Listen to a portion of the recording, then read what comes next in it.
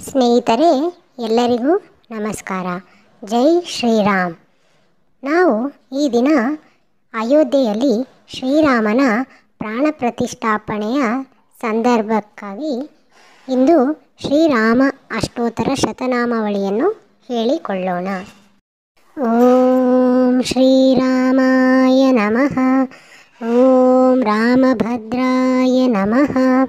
ಓಂ ರಾಮಚಂದ್ರಾಯ ನಮಃ. ಓಂ ಶಾಶ್ವತಾಯ ನಮಃ. ಓಂ ರಾಜೀವಲೋಚನಾಯ ನಮಃ. ಓಂ ಶ್ರೀಮತೆ ನಮಃ. ಓಂ ರಾಜೇಂದ್ರಾಯ ನಮಃ. ಓಂ ರಘುಪುಂಗವಾಯ ನಮಃ. ಓಂ ಜಾನಕೀವಲ್ಲಭಾಯ ನಮಃ. ಓಂ ಚೈತ್ರಾಯ ನಮಃ. ಓಂ ಜಿತಮಿತ್ರಾಯ ನಮಃ. ಓಂ ಜನಾರ್ದನಾಯ ನಮಃ. ಓಂ ವಿಶ್ವಾಮಿತ್ರಪ್ರಿಯಾಯ ನಮಃ. ಓಂ ದಾಂತಾಯ ನಮಃ. ಓಂ ಶರಣ್ಯತ್ರಾಣತತ್ಪರಾಯ ನಮಃ. ಓಂ ವಾಲೀಪ್ರಮಥನಾಯ ನಮಃ. ಓಂ ವಾಗ್ಮಿನೇ ನಮಃ. ಓಂ ಸತ್ಯವಾಚೇ ನಮಃ. ಓಂ ಸತ್ಯವಿಕ್ರಮಾಯ ನಮಃ. ಓಂ ಸತ್ಯವ್ರತಾಯ ನಮಃ.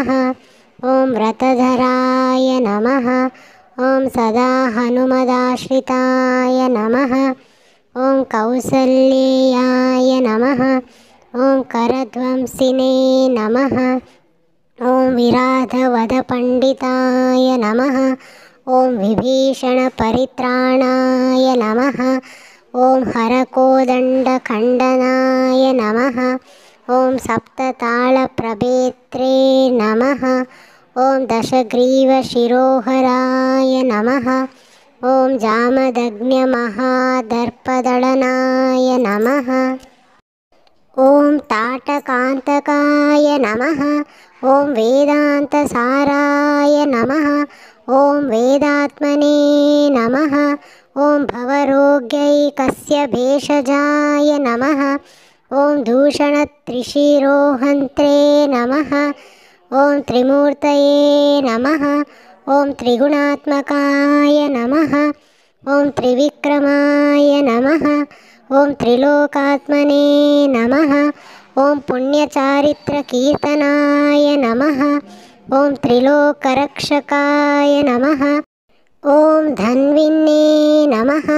ಓಂ ದಂಡಕಾರಣ್ಯಕರ್ತನಾಯ ನಮಃ. ಓಂ ಅಹಲ್ಯಾಶಾಪಶಮನಾಯ ನಮಃ.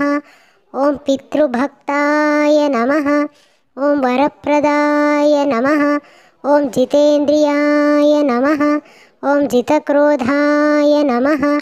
ಓಂ ಜಿತಮಿತ್ರಾಯ ನಮಃ. ಓಂ ಜಗದ್ಗುರವೇ ನಮಃ. ಓಂ ಯಕ್ಷವಾನರಸಂಘಾತಿನೇ ನಮಃ. ಓಂ ಚಿತ್ರಕೂಟಸಮಾಶ್ರಯಾಯ ನಮಃ. ಓಂ ಜಯಂತತ್ರಾಣವರದಾಯ ನಮಃ. ಓಂ ಸುಮಿತ್ರಾಪುತ್ರಸೇವಿತಾಯ ನಮಃ.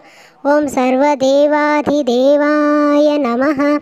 ಓಂ ಮೃತವಾನರಜೀವನಾಯ ನಮಃ. ಓಂ ಮಾಯಾಮಾರೀಚ್ಯಹಂತ್ರೇ ನಮಃ. ಓಂ ಮಹಾದೇವಾಯ ನಮಃ. ಓಂ ಮಹಾಭುಜಾಯ ನಮಃ. ಓಂ ಸರ್ವದೇವಸ್ತುತಾಯ ನಮಃ.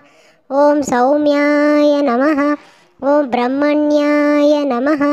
ಓಂ ಮುನಿಸಂಸ್ತುತಾಯ ನಮಃ. ಓಂ ಮಹಾಯೋಗಿನೇ ನಮಃ. ಓಂ ಮಹೋದರಾಯ ನಮಃ. ಓಂ ಸುಗ್ರೀವೇಪ್ಸಿತರಾಜ್ಯದಾಯ ನಮಃ.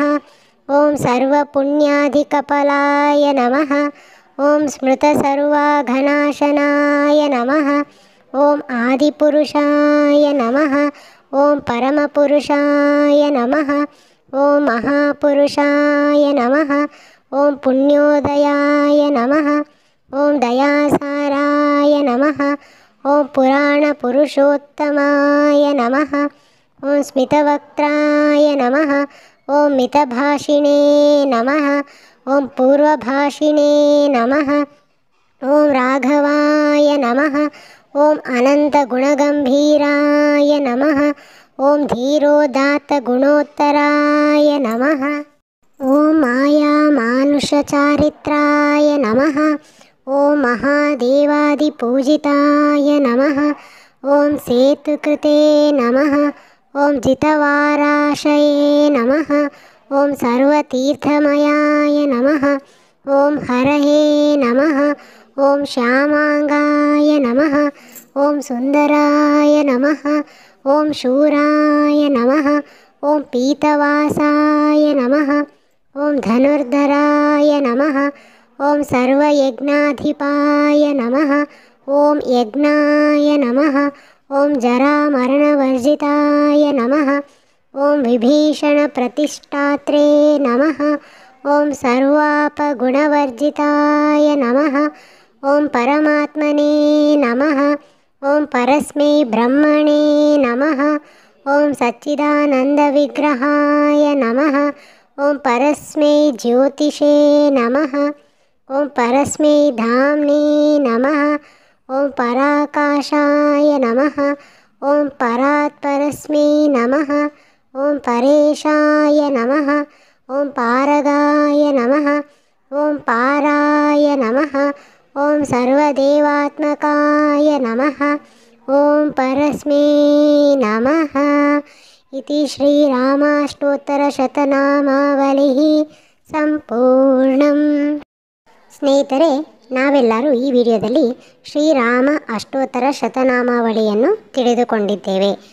ಎಲ್ಲರಿಗೂ ಶ್ರೀರಾಮನು ಒಳ್ಳೆಯದನ್ನೇ ಮಾಡಲಿ ಎಂದು ಕೇಳುತ್ತಾ ನಾನು ಈ ವಿಡಿಯೋವನ್ನು ಇಲ್ಲಿಗೆ ಮುಕ್ತಾಯಗೊಳಿಸುತ್ತಿದ್ದೇನೆ. ನಿಮ್ಮೆಲ್ಲರಿಗೂ ಈ ವಿಡಿಯೋ ಇಷ್ಟವಾದರೆ ದಯವಿಟ್ಟು ಲೈಕ್ ಮಾಡಿ, ನಿಮ್ಮ ಫ್ರೆಂಡ್ಸ್ ಹಾಗೂ ಫ್ಯಾಮಿಲಿ ಜೊತೆ ಶೇರ್ ಮಾಡೋದನ್ನು ಮರಿಬೇಡಿ. ನಿಮಗೇನಾದರೂ ಕಮೆಂಟ್ ಮಾಡಬೇಕು ಅಂತಿದ್ದರೆ ನನ್ನ ವಿಡಿಯೋನಲ್ಲಿ ಕೆಳಗೆ ಕಮೆಂಟ್ ಸಹ ಮಾಡಿ.